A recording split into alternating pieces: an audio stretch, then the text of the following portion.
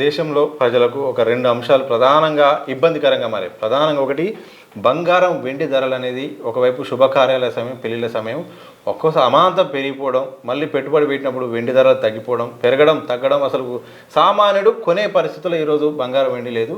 ఇదే సందర్భంలో డాలర్తో పోలిస్తే రూపాయి విలువ రోజు రోజు కూడా పతనం అవుతుంది.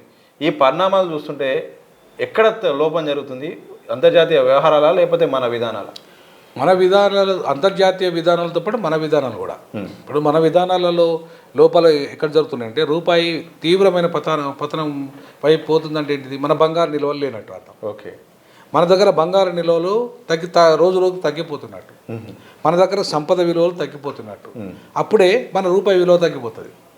మన దగ్గర ఉన్న సంపద బంగారం విలువలను బట్టే రూపాయి విలువ ఉంటుంది. ఓకే, సో రూపాయి విలువ తగ్గిపోతుందంటే అర్థమైంది మన దగ్గర దేశంలో సంపద విలువ తగ్గిపోతుంది. మరి సంపద విలువ తగ్గిపోతున్న క్రమంలో ఒక సామాన్యుని యొక్క పర్ క్యాపిటల్ ఇన్కమ్ ఎట్లా పెరుగుతుంది?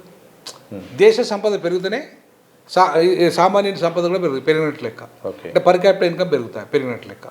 సో కాబట్టి దేశ సంపద మీదనే ఇవాళ వారికి పని దొరుకుతుంది. పని దొరికితేనే వాడికి ఏదైనా కొనుగోలు చేస్తాడు. ఒక వ్యక్తి కొనుగోలు యొక్క శక్తి పెరగాలంటే సంపద అనేది రావాలి, పని దొరకాలి. సో దేశంలో పని దొరకాలంటే సంపద దొరకాలంటే పని ఉండాలి. పని ఉండాలంటే ఇవాళ దేశ సంపద ఉండాలి మన చేతుల్లో. అంటే ఉత్పత్తులు ఉండాలి, చైనా లెక్క, జపాన్ లెక్క, సింగపూర్ లెక్క తయారీ ఇన్ఫ్రాస్ట్రక్చర్ ఉండాలి.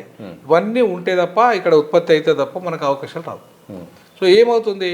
ఇవాళ దేశంలో ఒకవైపు వికసిత భారత్ 4వ ఇవాళ శక్తిగా మారిపోతుంది. సబ్కా సాత్ సబ్కా వికాస్ అంటూనే 4వ ఆర్థిక శక్తి దేశం ఉంది అని చెప్తున్నారు. అది ఎవరి జీడిపి పెరుగుతుంది? సంపన్నుల జీడిపి పెరిగింది, పెట్టుబడిదారుల జీడిపి పెరిగింది, సామాన్యుల జీడిపి పెరగలే.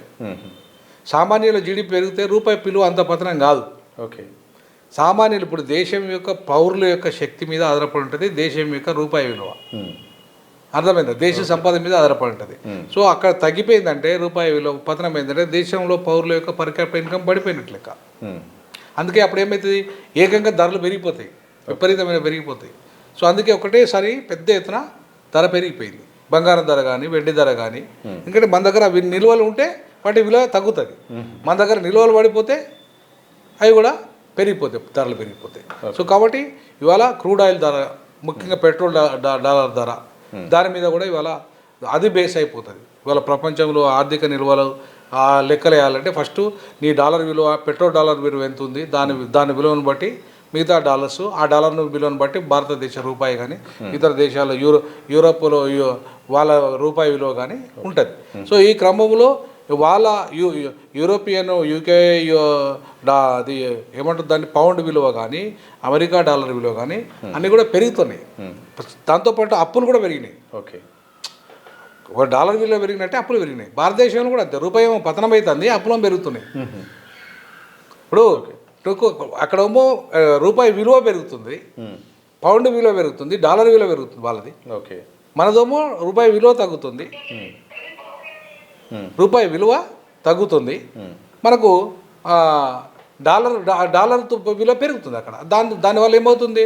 మనకు కొనుగోలు శక్తి పడిపోయింది, వాళ్ళ కొనుగోలు శక్తి పెరిగింది.